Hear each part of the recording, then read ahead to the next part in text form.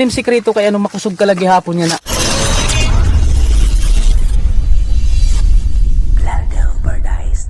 So na no, so amoy ni permi na ako nakikita lang lagas basta naagik ti dasan roof. So medyo lagas na po iniya. So dako na po initiya. Naalas aros kada adlaw po niya nagsusugan ni Didi. So interview nato ning gutela nga pakiana kun papayagan kita niya. Open nga ga lula. Pira na itiminad nay, pira. 80 na pero kay perminti ikaw nakikita di dasan roof ano na tagdara mo permit indara ano na imo dara nay? Kahoy para ano man iton? Gara surungo. Parang surungo ano. So harayo pa ito timugin dadadan ngan hi. Hadid tikang didi nga da anda baryo.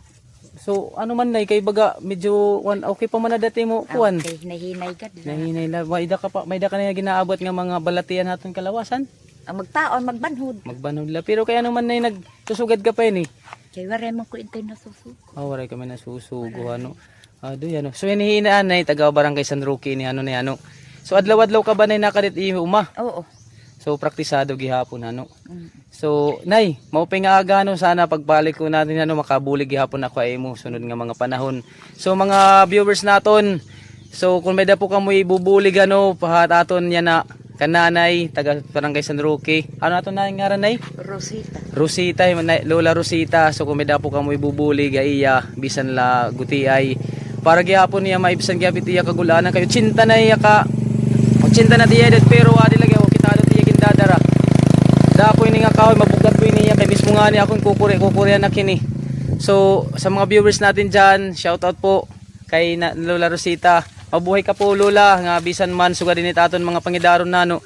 Pero mabugat lagi hapon takon mga kaurusa nga mga bata mabugat ko no tiya dara. Pero darahan sa tulong at awan ng Panginoon gihapon tatagang paghilulahin maupay nga panlawas. Nayaw mayayakan haton mga nagkikita. Kay mo pasalamatan. Oo. Okay, pasalamat lang ay, pasalamat. Salamat lagi hapit. Baga ko ani yuhaak. Ano yung sikreto kay ano makusog ka lagi hapon yan na. So gadin nga kay sa ano la ako. Diri man ko makisura, diri man ko maki isdaw kana karne sa mga gulay na la. Mga utanon. Amulat ako. Kay simpang ako amulay tot nakakabuli ka. Ika akong lawas, mga utan. Amulay to adik pirmiha uma para matagi akong makakaon. Bilanghoy, kamote, so gatito la. Okay. Tapos pangadi gihapon na ginuha no paghimaluin naton taglarang gihapon. So nay damo nga salamat ano. Siring ko pa nga ni ang tanan nga mga viewers naton. Kung may daka mo may bubulig bisan laguti ay ano para kan Lola Rosita. 80 nat edad pero still adi lagi hapon mabugat po nga iya dara. Kumbaga kung dila po harumamay mapaso-paso it oras na naton pasado alas 12. Mismo nga ni kami papasuwang kami pero still adi lagi hapon ni nanay. So makaluluoy gid gihapon sige na nay kay loobin sana ng Panginoon pagkita naton through mangin buwas or san o i-vlog dalalot natin.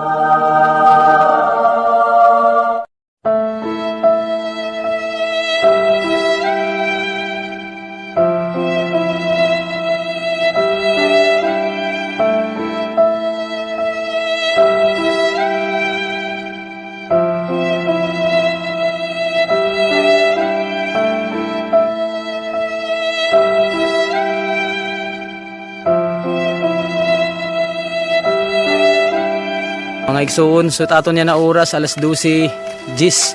Pero nakikita natin ni Lola makaluluwig at pagkinitaon nga nagtitinukduhin mabugat. Tapos nagpaparaso panduro. Sana po mga viewers naton, buligan po natin sugad din nga mga tawa no, waray ko niya may nasusugo. Mapasupasong duro nga no. Alas 12 at panahon. Pero adi nagtitinukdo lagi hapon niya makaluluwig pero sunod nga mga panahon itiya baraktason harayo. Harayo tiya baraktason. Pas mapasupason duro. 80 nat edad pero still makusog lagi hapon. Salamat po in advance sa aton mga viewers. Mananatiling sa Diyos ang lahat ng karangalan, kapurihan, magpakailan-kailanman. To God be all the glory. Salamat sa Diyos.